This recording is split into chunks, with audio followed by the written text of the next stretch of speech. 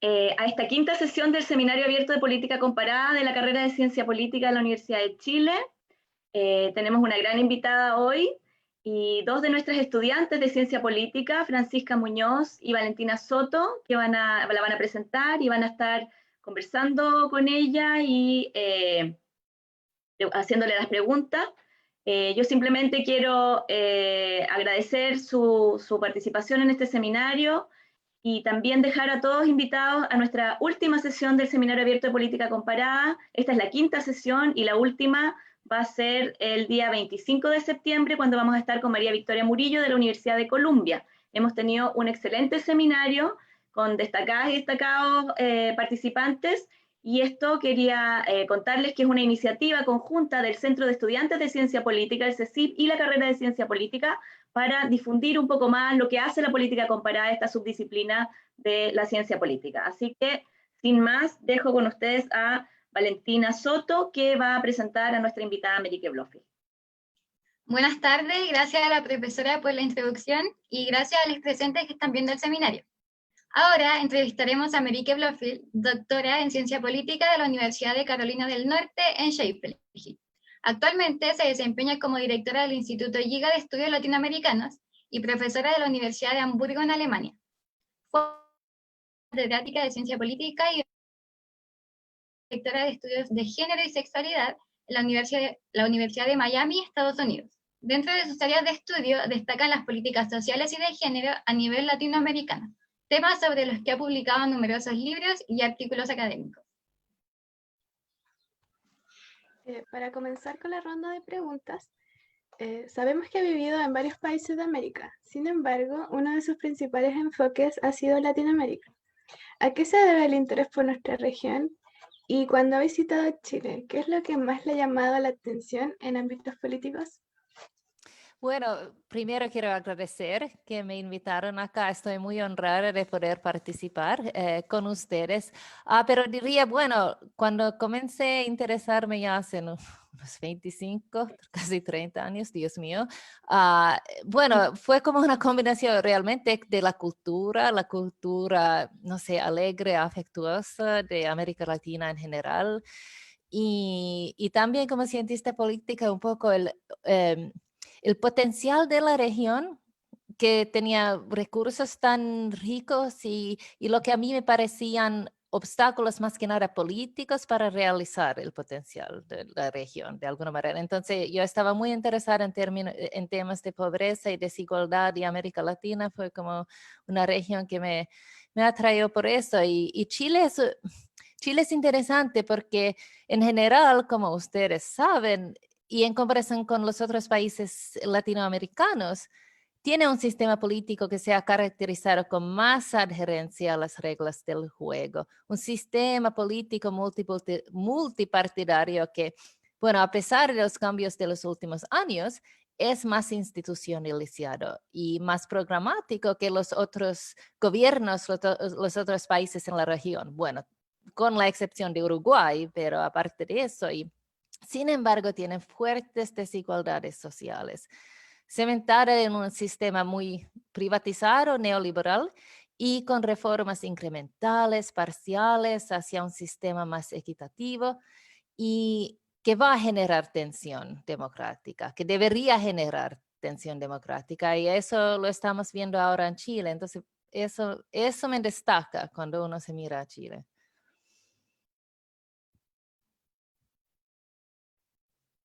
Ya, continuando con las preguntas, en una entrevista se refiere a que los shocks son necesarios para generar ventanas de oportunidad política. ¿Cómo cree que los múltiples shocks actuales en Latinoamérica, ya sean sanitarios, sociales, políticos y económicos, están afectando a la región en estos días? Bueno, dije necesario, es un poco fuerte, tal vez voy a decir que a veces crean oportunidades, condiciones que dejan entrar temas a la agenda pública, a la agenda política que antes no estaban. Entonces no es que, no quisiera decir que la pandemia fuera necesaria, absolutamente no, pero con toda la crisis que ha generado la pandemia, ahora están en la agenda política temas que antes no tenían el espacio. Por ejemplo, el ingreso básico mínimo, una reforma tributaria. Y eso está pasando en varios países de América Latina, incluyendo en Chile. Y eso puede generar tal vez como una coyuntura crítica, crítica para el futuro, para tener un sistema un poco más equitativo en el futuro. Pero ahora lo estamos viendo y la verdad es que la crisis ha generado un sufrimiento tremendo en los hogares sociales, en la región, particularmente en los más vulnerables. Entonces, ojalá viendo como de tiempo más mediano y largo, que algo resulte de esta experiencia, que sea mejorar las condiciones sociales para la mayoría de la gente. Aprovechando el ambiente de mujeres que poseemos en este seminario, en el texto Desigualdad y Política en América Latina, habla sobre dos temas que influyen a la mujer pobre: el aborto clandestino y el trabajo doméstico remunerado. ¿Qué puede decir ahora después de 9 años del texto y cómo ha evolucionado el estudio de estos temas dentro de la ciencia política? Sí, son buenas preguntas. En términos de los estudios en ciencia política, se ha transversalizado más. Y ahora ya para los cientistas políticos es mucho más aceptable analizar estos temas dentro de la ciencia política. Por ejemplo, cuando yo comencé con el tema de aborto hace 20 años, quería investigar el tema de aborto en América Latina, en Chile y en la región. Y me dijo un profesor famoso en la universidad donde estaba en ese momento que, primero, no debería marginalizarme estudiando género, y también que el aborto no era un tema político. Y bueno, yo fui muy, se dicen obstinate, como no tomé sus consejos. De hecho, terminé cambiando programas, cambiando universidades porque no estaba de acuerdo. Pero en ese entonces fue muy difícil desarrollar estos temas. Ahora poco se escucha estos tipos de comentarios en la ciencia política. O si se escucha, ya son marginalizados, no es el mainstream. Entonces lo puedes estudiar. Y también en términos de temas políticos y públicas, se ha colocado el tema de aborto en la agenda política en Chile, como fuertemente. Y con el tema, darling, I'm in a meeting. Disculpa, mi niña. Acá el trabajo de cuidar. Yeah, you have to go talk to daddy. I'm sorry, but you have to go find him. I can't talk right now. Hablando de aborto. ¿No? Ok, con el tema de trabajo doméstico remunerado, que me encantaría tener ahora, ¿no? Cuando comencé en la ciencia política, eso también, esto fue hace 15 años, cuando comencé, me quedé muy interesada en el tema, fue absolutamente invisible. Y reflejando también la realidad política, donde hubo una discriminación en los códigos laborales y no se vio mucha discusión. Claro que hubo organizaciones militando para los derechos de las trabajadoras domésticas, pero no como en la agenda política fuertemente. Y cuando yo estaba buscando recursos académicos, estudios académicos sobre el tema, fue poquísimo. Y eso es como, a pesar de que es una parte tan central de la sociedad latinoamericana, casi un tercio de los hogares está vinculado en ese tema como o empleadas o hogares que emplean las trabajadoras domésticas. Entonces no es que sea un tema sustancialmente irrelevante. Ahora yo creo que sí, hay por lo menos mucho más visibilidad en el tema, también en las ciencias sociales, en la ciencia política.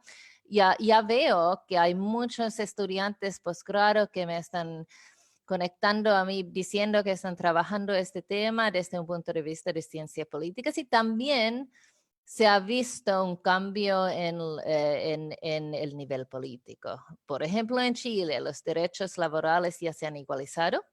Eso ha pasado en muchos, pero no todos los países en América Latina, que es un paso necesario, pero no es suficiente. Hay muchos temas pendientes. Entonces yo tendría un punto de vista de esa manera optimista que como la ciencia política ya es abierto a más temas y también los temas están evolucionando socialmente.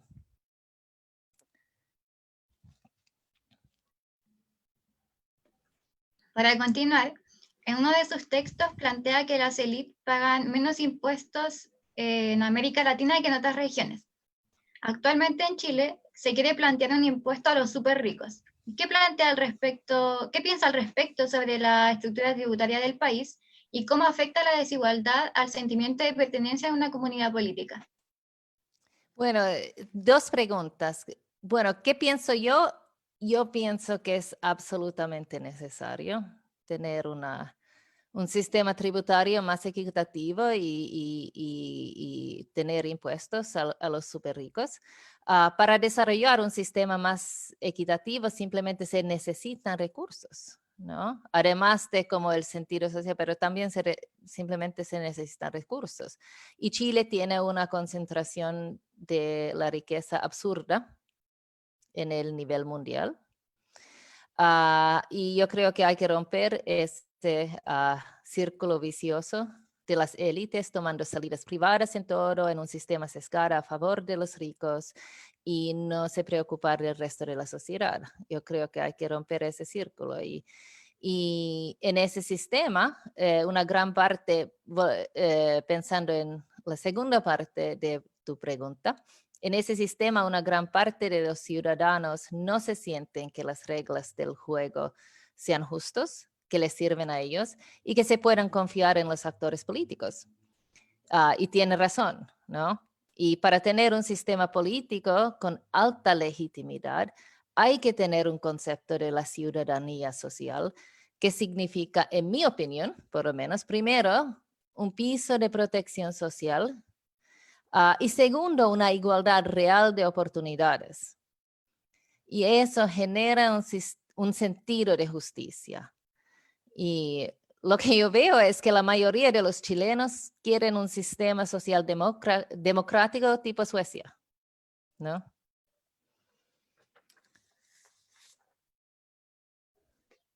Usted también ha hablado sobre el trabajo doméstico remunerado. Sin embargo, ¿qué pasa con el trabajo doméstico no remunerado? ¿Qué posición posee frente a las políticas sociales que no protegen a las dueñas de casa? ¿Y qué se necesita para que las relaciones sociales al interior de la familia contribuyan a la inserción laboral de las mujeres? Bueno, hay muchos elementos en esta pregunta bastante amplia y súper importante. Bueno, comenzando, sabemos que existe una fuerte división sexual del trabajo y eso se manifiesta en una inserción laboral menor entre las mujeres que entre los hombres y una mayor responsabilidad, una responsabilidad mayor para las tareas domésticas entre ellas. Hay que mirarlo también desde una perspectiva de clase, ¿no? Las brechas entre los hombres y las mujeres en esto son más grandes en las clases bajas que en las clases altas. Y lo interesante es que los estudios del tiempo, del uso de tiempo, nos muestran que a través del ciclo de vida y a través de clases, los hombres no se cambian mucho su comportamiento en la casa. En general, como un promedio, gastan 1 hora por día en tareas domésticas. No importa su edad, no importa su clase. Eso muestran varios estudios empíricos del uso de tiempo. Donde se ve la diferencia está en la carga que tienen las mujeres. Y ahí se ve que las mujeres de clase alta tienen menos trabajo doméstico porque se pueden contratar a otras que ayudan y las mujeres de clases más bajas. Y particularmente se ve fuertemente el ciclo de vida. Entonces, en la edad reproductiva, la carga doméstica es mucho más alta y después se baja de nuevo. Entonces, se ve que las mujeres están responsabilizándose de eso, particularmente en las clases bajas. Y se necesitan dos políticas. Primero, más responsabilidad estatal en proveer servicios de cuidado. Y eso es un asunto de invertimiento de recursos y asegurar que los servicios de cuidado son tiempo completo para que las mujeres puedan salir a trabajar. Y el segundo elemento importante es más corresponsabilidad paternal, ¿no? Y el segundo, no se puede legislar lo que pasa dentro de la casa y quién está tomando las tareas domésticas. Entonces, las políticas que se necesitan son más indirectas. Por ejemplo, campañas de más responsabilidad paternal y también licencias parentales compartidas, etcétera. Y también me gustaría destacar otra dimensión importante acá, lo que es el aumento de los hogares, particularmente en las clases bajas, que está marcado por la ausencia de los hombres totalmente, que son los hogares monomaternales. Y estos dentro de los cambios en la composición familiar en general. Y estos hogares se han crecido marcadamente y en Chile se ve estos cambios fuertemente. Y si les interesa, les puedo mostrar unos gráficos sobre eso, que estoy trabajando justamente ese tema. Y puede ser que aún no están publicados, estamos desarrollando con las bases de datos, pero yo creo que para la audiencia podría ser muy interesante, ¿no? Entonces, ¿dónde está? Acá. Share. Acá es esto. Vemos acá. O mejor, slideshow disculpa. Esto si les interesa, después estamos hablando del tema de los shocks externos y lo que está pasando ahora con el COVID. Les puedo mostrar estos. Pero acá. Chile es un ejemplo extremo dentro de las dinámicas regionales. El cambio en el tipo, la composición familiar en Chile ha sido fuerte. Si se ve en 1960, 16% de los niños se nacieron fuera del matrimonio, ¿no? Ahora en 2017, 73% de los niños se nacieron fuera del matrimonio. El cambio en esto es absolutamente tremendo, ¿no? Y claro que hay muchas cosas que están pasando. Por un nivel es como el cambio en la mentalidad sobre la institución del matrimonio, y esto no necesariamente significa que haya menos parejas estables, pero simplemente no se casan y que ven como la institución del matrimonio como algo demasiado tradicional y pasado.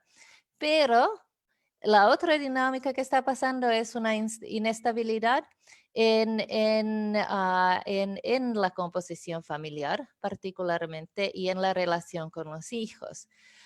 Y aquí se ve, es la composición familiar por ingreso en Chile en el tercil alto.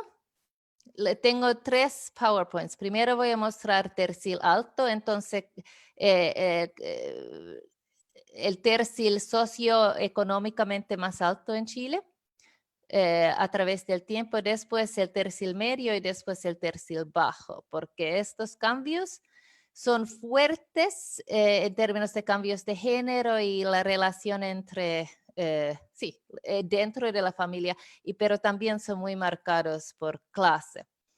Entonces, acá, si se ven la parte muy rojo, como más marcadamente rojo, es la familia tradicional nuclear. Pareja con niños, hombre trabajando, la mujer se queda en la casa para cuidar a los niños. Y acá se ve en el tercer alto, ha habido una revolución fuerte en términos de transición demográfica, una revolución en los roles, en los papeles de género, que de hecho en 2016 esta parte fue como unos 15% de los hogares y ahora ya se ha crecido un poco en el 2016, pero lo que se ve es que se han disminuido en general y la tendencia es disminuir.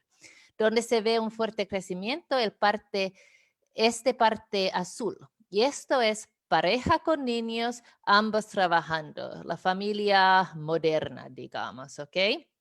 Y aquí esto es se ha evolucionado y ahora es una parte más grande que refleja la inserción laboral de las mujeres.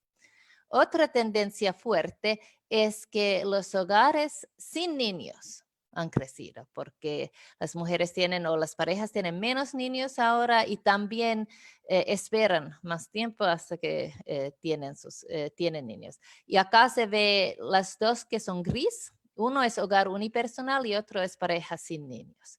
Y acá se ve un fuerte aumento. Casi la mitad de los hogares en el tercer alto son hogares sin niños. Okay.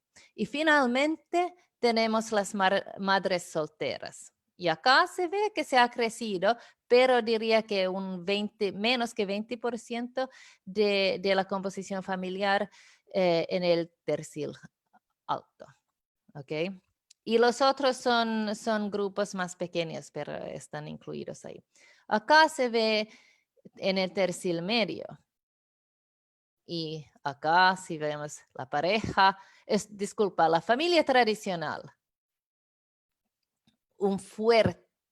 se ha bajado fuertemente, ¿no? Esa familia tradicional. Y la familia, digamos, moderna, pareja con niños, ambos trabajando, se ha crecido bastante. Un cuarto, un tercio.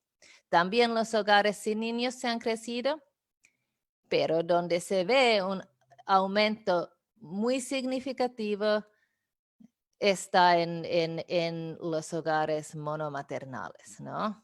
Acá esta parte, como vino tinto. No, casi no, un poco más rojo que vino tinto, pero bueno, que casi no, un poco más que un cuarto de los hogares. Y si excluimos los hogares sin niños, es aún más, el porcentaje se incrementa. Bueno, y al fin acá vemos el tercio más bajo. Y ahí la dominancia de la familia tradicional fue fuerte en el año 1990, más que la mitad de los hogares. Y eso ahora solo un cuarto de los hogares. Pero la familia moderna tampoco no se ha crecido mucho. Entonces, la disminución de la familia tradicional no se ve en el incremento de la familia moderna, ¿no? Acá donde se ve un incremento fuerte está en las madres solteras, ¿no? Y eso diría que es un problema social fuerte. Claro que en los casos individuales no es necesariamente nada malo, pero en el nivel más colectivo eso es un problema porque se ve una desvinculación de los hombres de su responsabilidad paternal y también ahí se incrementa la pobreza. La pobreza está feminizada y está muy concentrada en los niños. Y en el nivel regional, la mitad de los niños viven en pobreza. Para los adultos mayores, más que 65 años, la tasa de pobreza es 15%. Entonces, la pobreza está fuertemente centrada en los niños en América Latina.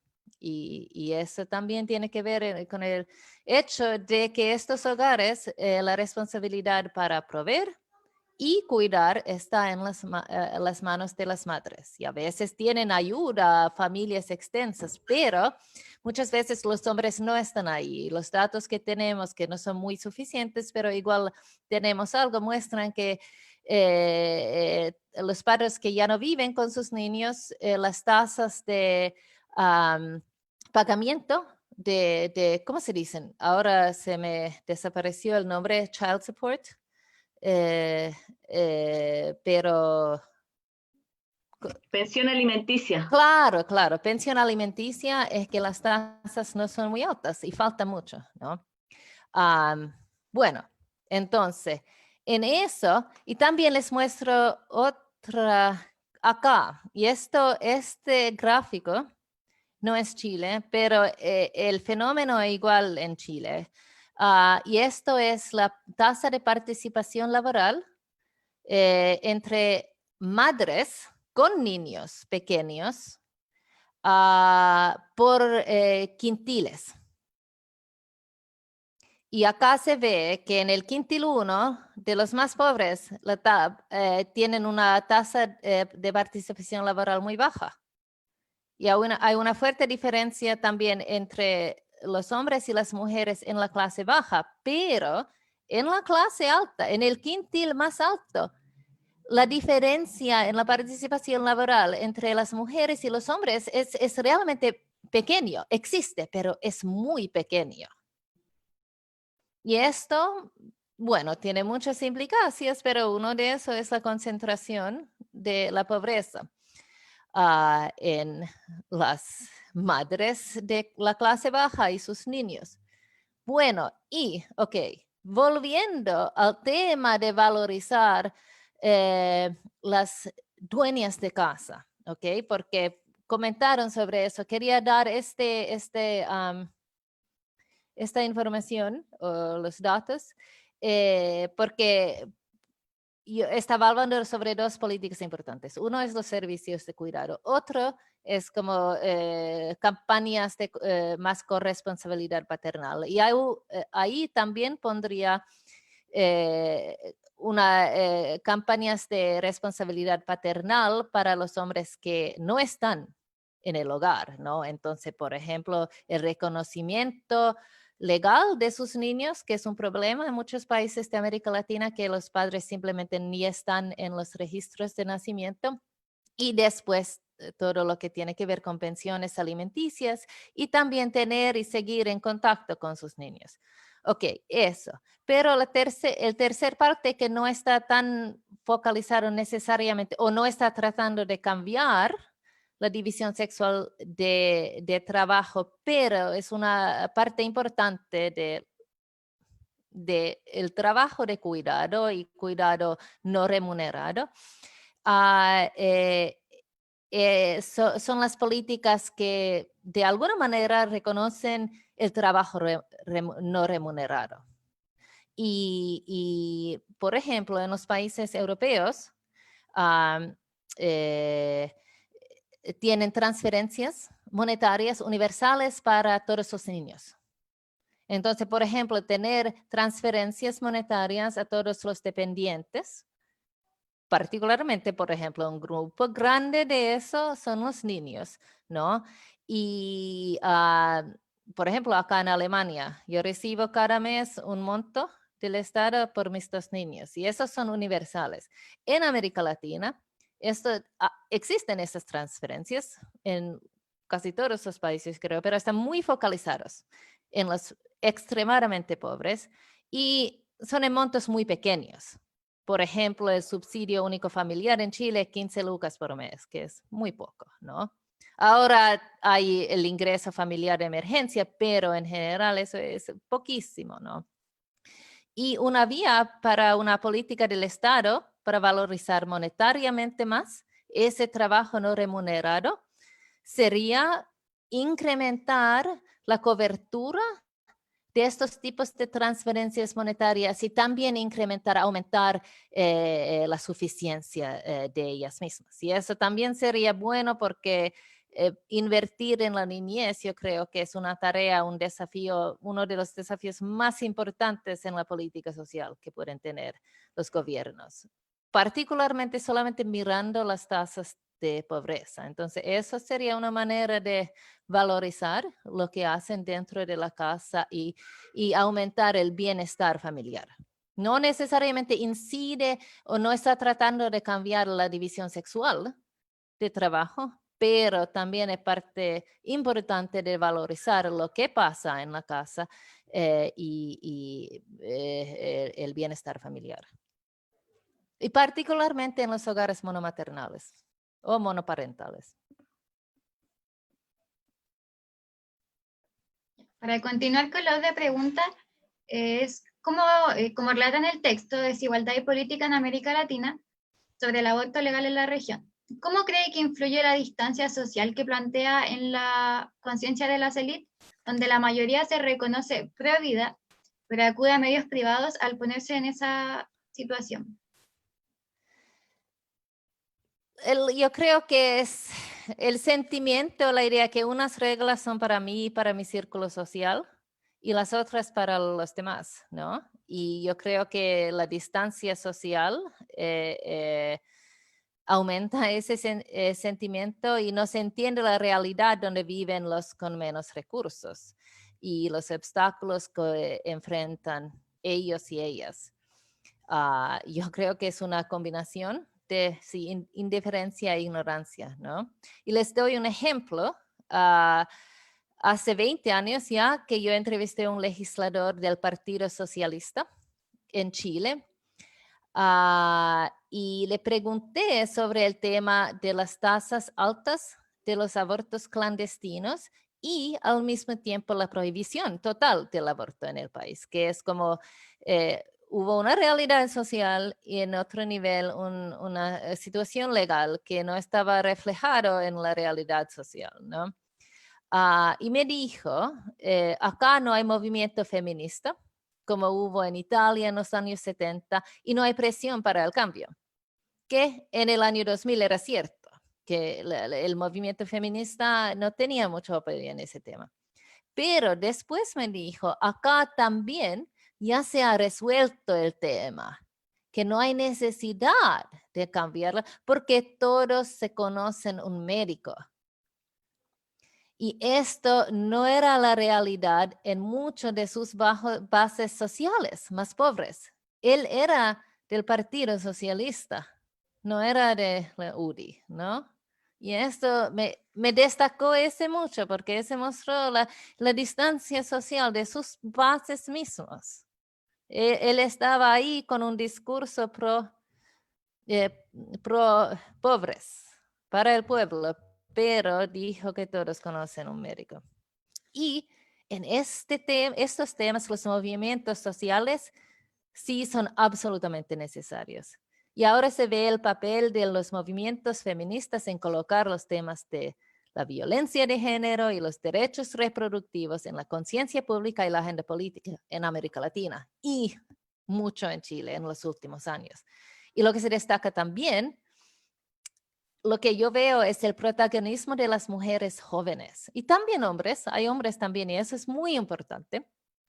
Y los jóvenes y las jóvenes son el futuro del país, entonces yo creo que es súper bueno, súper importante que los que están preocupándose de estos temas van a estar ahí en 10, 20, 30, 40 años, ¿no? Y yo creo que es una pregunta abierta a qué tipo de reforma llegan los países, pero lo que sí es cierto es que será dificilísimo volver para atrás. Estos temas están y van a quedarse, ¿no?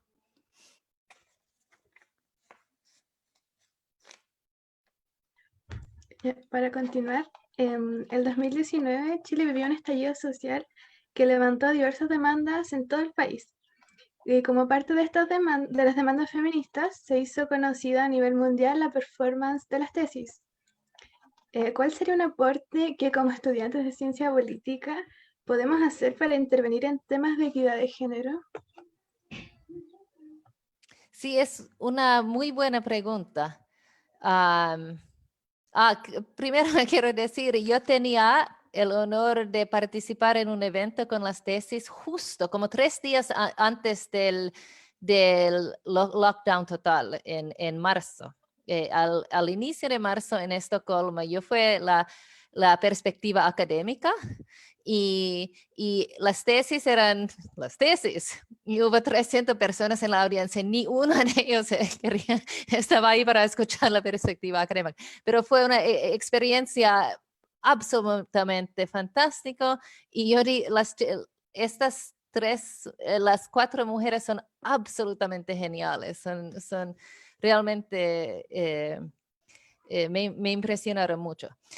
Bueno, ahora, en medio de la pandemia, no es tan responsable ir a protestar, ¿cierto? Entonces, es más complicado. Pero sí hay que votar en el plebiscito, ¿cierto?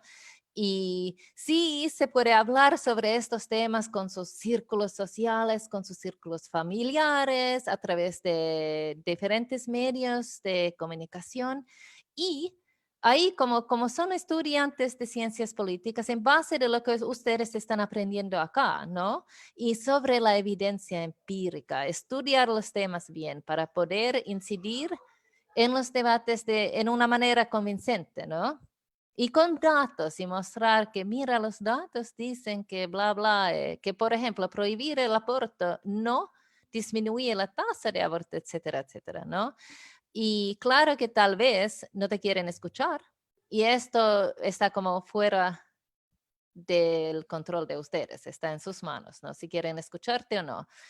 Lo que sí es probablemente lo que he aprendido es más efectiva como estrategia es no hacer sentir a la otra persona como ignorante o inmoral, pero de hablar de los temas de manera muy respetuosa, reconociendo sus sentimientos o reconociendo sus sentimientos como válidos y de ahí tratar de abrir un poco un punto de vista a través de argumentos lógicos y de género, evidencia empírica, etcétera, etcétera, y de equidad de género. Y de esa vía ir.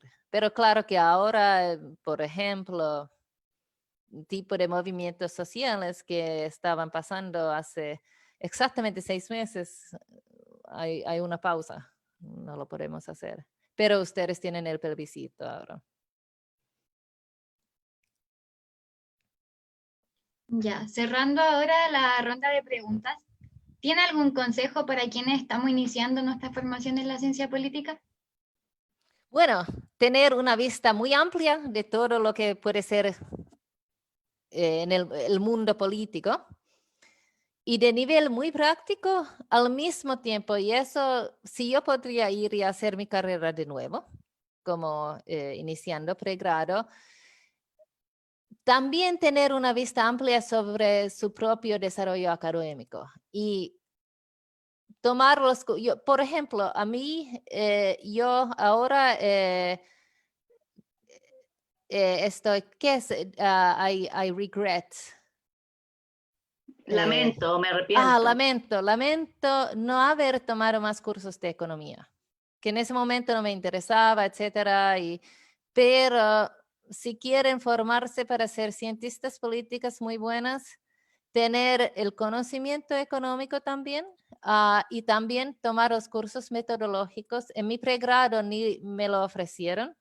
Y no estoy solo hablando de metodologías cuantitativas y estadísticas, pero metodología de aprender, pensar sistemáticamente como cientista social, sea como con métodos cualitativos o cuantitativos, pero saber cómo evaluar información, los datos y diseñar un proyecto de investigación muy sólida y sistemática. Eso yo aprendí más tarde y de ahí lo aprendí bien y tomé muchos cursos, pero pensando si podría volver y comenzar de nuevo, haría un esfuerzo ya en el pregrado. Y también el tema de economía, tal vez sociología, pero para tener una vista amplia y con conocimiento de diferentes áreas de ciencias sociales. Esto como desde un punto de vista más práctico. Y de ahí hacer lo que les interesa más. Muchas gracias por todas esas excelentes preguntas de Francisca y de Valentina y respuestas de la profesora Marieke Blofield. Creo que hemos quedado llenos de ideas y voy a empezar rápidamente a transmitir las preguntas de nuestra audiencia. Tenemos unas 60 personas mirando en vivo.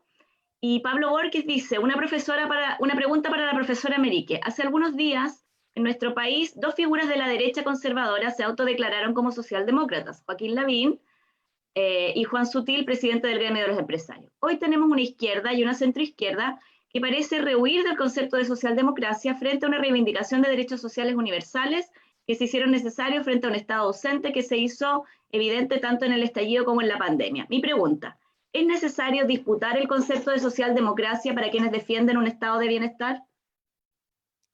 No entendí exactamente. Estoy un poco enredada la pregunta. Hoy día todo lo todos que dicen dijo que son entendí bien. socialdemócratas.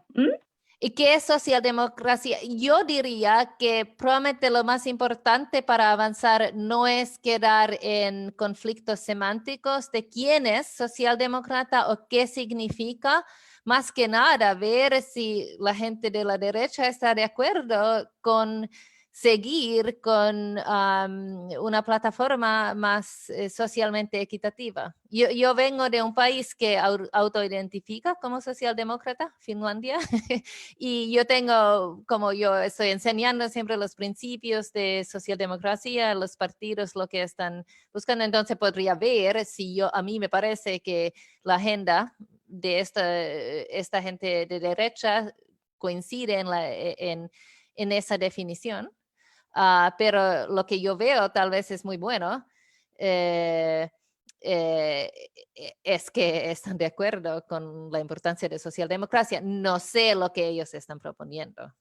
No sé si eso contesta la pregunta que no entendí exactamente. ¿Cómo definiría socialdemocracia? ¿Qué significa la socialdemocracia? Una ciudadanía social. Entonces, la socialdemocracia sería como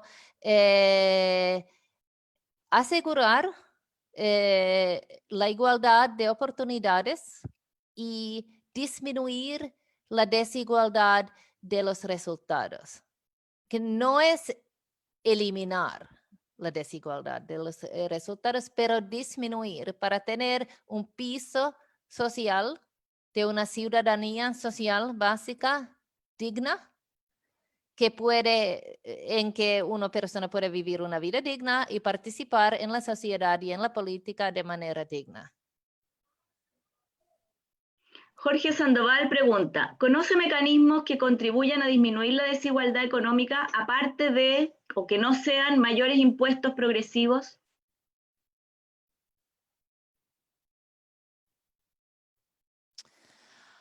Bueno, la disminución de las desigualdades, lo que yo veo, se han venido con impuestos progresivos, pero yo creo que probablemente no son la única manera. Es que la importancia, hay dos lados. Uno es los recursos y otro es lo que haces con los recursos, ¿no?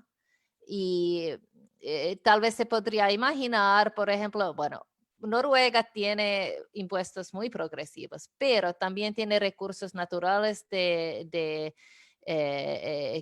están usando para invertir en la ciudadanía. Entonces se podría imaginar una sociedad donde tienen, por ejemplo, recursos naturales que les dan recursos que podrían invertir de manera de generar igualdad de oportunidades. Empíricamente eso normalmente no pasa. Lo que se ve es la importancia también porque políticamente cuando la gente paga impuestos, ellos también tienen interés en controlar cómo se gastan los ingresos y tener una transparencia fuerte en eso. Y eso se ve en los sistemas socialdemócratas, que la ciudadanía también exige una transparencia, una eficiente y equitativo uso de los recursos, porque todos ellos están pagando y porque la mayoría, y esto es súper importante, la mayoría o la grande mayoría usan los recursos, dependen del sistema público educativo, del sistema público de la salud. Las clases medias, las clases media altas usan ese sistema y quieren que lo que pagan y porque sus niños, si ellos mismos usan ese sistema, que sean de buena calidad.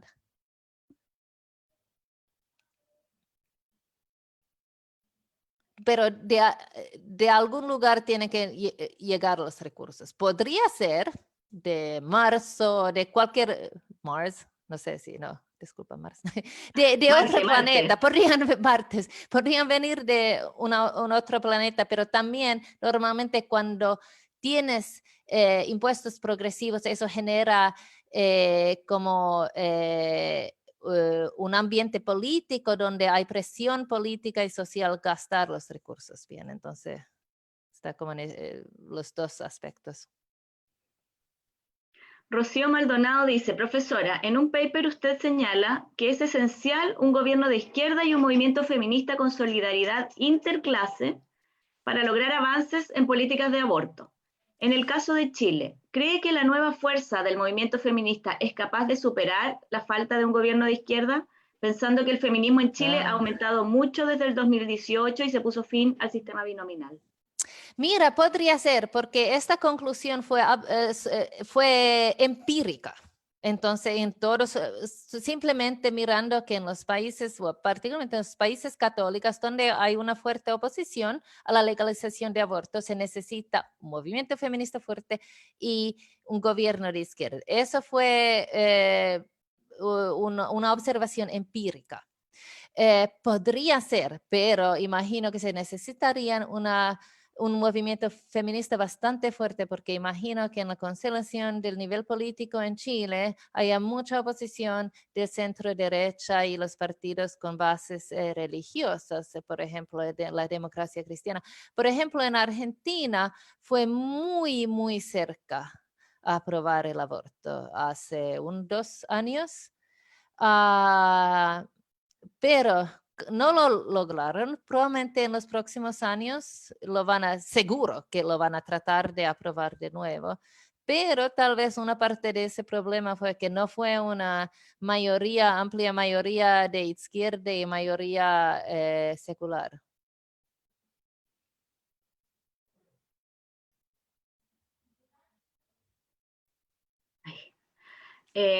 Rocío Vera dice, en relación al trabajo del cuidado de otros, de los hijos o de otras personas, ¿qué alternativas debiera otorgar una política pública que no implique que este trabajo haga otra mujer nuevamente con baja valoración en su trabajo, esta vez remunerado? O sea, que el trabajo que no hacen unas mujeres lo hagan otras mujeres. Pensando sobre todo en aspectos como remuneración baja, producto del tipo de trabajo, que tiene poco valor social, o también la presencia de mujeres migrantes que por los obstáculos de la integración laboral están más disponibles para aceptar trabajos precarios. Yo creo que una importante parte es invertir muchos recursos en proveer los servicios de cuidado de manera institucional, ¿no? Y también de buena calidad, y así también la gente puede usar estos servicios en lugar de por ejemplo, trabajo doméstico remunerado. Pero importantemente, porque estas mujeres también necesitan trabajo, y eso puede generar empleo para ellas y empleo en condiciones más como trabajo formal, con mejor remuneración, y eso sí necesita una inversión estatal que pagan bien a las profesoras de preescuela, etcétera, etcétera, ¿no? Entonces hay que invertir, no hay manera de hacer eso sin invertir recursos públicos, pero lo interesante es que las sociedades que sí invierten, por ejemplo, Dinamarca se ha mostrado con estudios empíricos invierten un porcentaje de PIB bastante fuerte en los servicios de cuidado y bueno, no son los puestos mejor pagados, pero son puestos dignamente pagados, ¿no? Y muestran que el invertimiento, particularmente en los niños, genera una formación de capital humano que después lo puedes recaudar eso como su inserción laboral en el futuro. Entonces, generan niños que se crecen adultos muy bien formados con muchos skills? Habilidades y son trabajadores más productivos y después los impuestos que ellos generan lo pagan. Entonces, como un círculo virtuoso en lugar de círculo vicioso. Pero eso necesita al inicio un fuerte invertimiento estatal. Jenny Mardones dice, ¿cuál sería una política adoptada en Europa o en algún otro país que podamos replicar en Chile como para fijarnos y pensar en aplicarla? Bueno, no sé, tiene que darme un poco más puntos específicos de qué tipo de políticas. Pero yo me imagino que se refiere a los temas que hemos estado hablando, de la desigualdad. Sí, claro, claro. Bueno, esto... Sí, debería que también pensar en algo que se podría, por ejemplo, trasladar fácilmente, pero puedo dar un ejemplo, por ejemplo, en términos de aborto. Si por ejemplo, la preocupación de la gente, si estamos pensando crear sociedades donde existen menos abortos, que yo creo que una cosa donde los conservadores y las feministas también tal vez pueden coincidir, es que tener un aborto, es que no hay mujer que le guste tener un aborto, entonces tasas más bajas de aborto son algo bueno. Uno de los países donde las tasas de aborto que tiene tasas más bajas de aborto es Finlandia, pero en Finlandia también el acceso al aborto es absolutamente liberal, hasta el punto de si una niña con menos de 18 años necesita un aborto, el Estado la protege y ella puede hacer el aborto sin notificar a sus padres. Entonces, es como porque es su privacidad y tal vez no quiere y puede ir un día a la clínica y tener un aborto. Entonces, el acceso es muy, muy liberalizado, pero al mismo tiempo, por otras políticas de salud sexual y el estatus de la mujer y educación sexual, acceso a anticonceptivos, etcétera, y el sentido de las mujeres y las niñas de como no se sentir presionada a tener sexo, resulta en una tasa súper baja de abortos. Eso sería una política que yo creo que sería bueno ver más en Chile, un énfasis en el lado preventivo y educación sexual, etcétera, en lugar de tratar de restringir acceso a un aborto seguro. Uh-huh. Yo voy a aprovechar de hacer una pregunta. Tu especialidad es las políticas sociales en América Latina y también las políticas de género. ¿Cómo se relacionan estos dos campos? ¿Cómo es que hay una afinidad natural entre género y política social o cómo es que tú llegaste a especializarte en estos dos temas?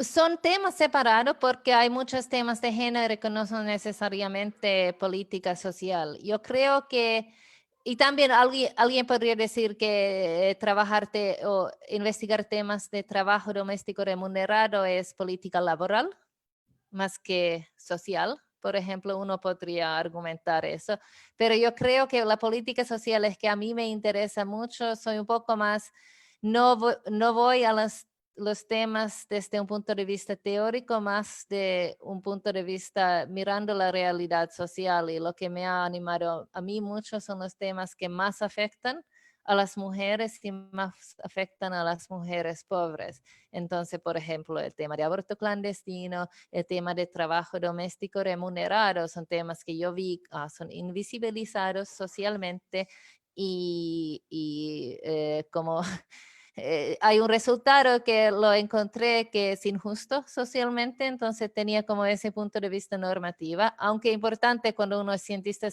político, cientista social, dejar esa eso puede generar tu interés en una pregunta, pero después cuando vas a tu investigación empírica es muy importante tenerlo como empírica, sistemática, científica y no dejar los sesgos normativos al lado. Pero de ahí yo creo que se coinciden los temas porque los temas de política social también se fijan mucho en temas de desigualdad social, pobreza, bienestar familiar. Entonces ahí como yo creo que cruzan, pero hay temas de género, por ejemplo, representación política, que no está en el campo de política social y también otros.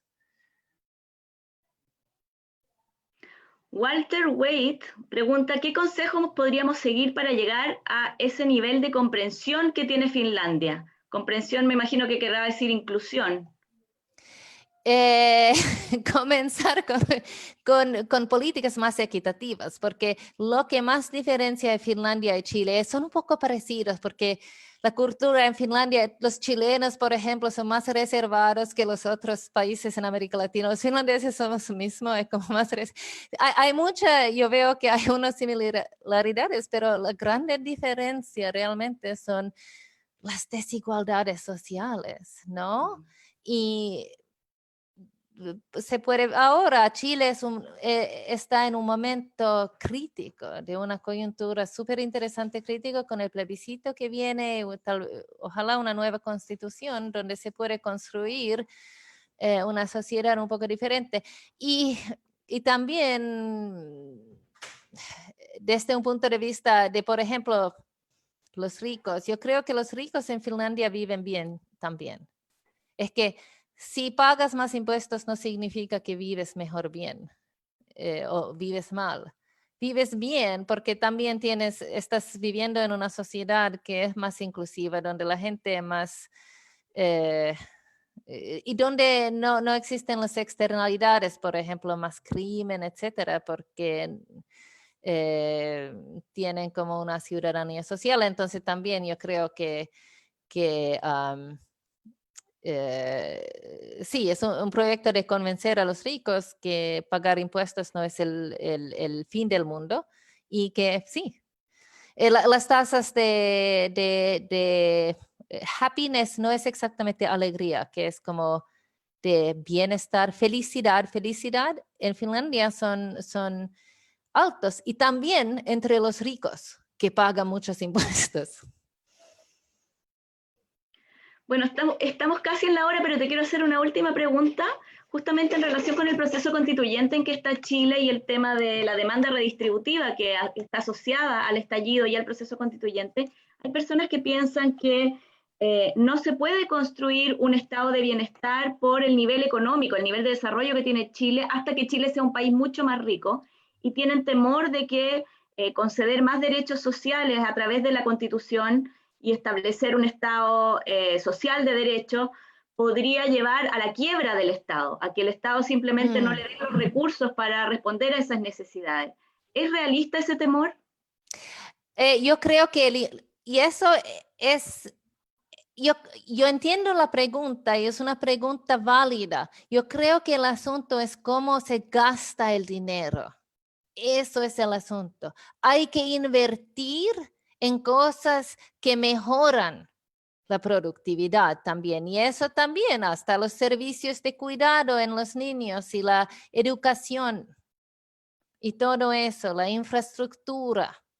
Entonces, sí, es verdadera ese dilema entre, por ejemplo, tener salarios muy altos, que son demasiado altos y la productividad es más bajo. Eso es desde un punto de vista realista, eso sí, hay que tener eso en cuenta, pero invertir en políticas que ayudan a Chile a tener un nivel más un nivel educacional mejor, que comienza con los primeros años y infraestructura que ayuda en la productividad y todo eso. Eso yo creo que es un invertimento necesario y eso es absolutamente bueno porque genera, the spillover effects son absolutamente positivos. Pero aumentar salarios en trabajos que no sean muy... Eso sí es un problema. Bueno, muchísimas gracias. Quiero agradecer a nuestras estudiantes Valentina Soto y Francisca Muñoz por sus excelentes preguntas.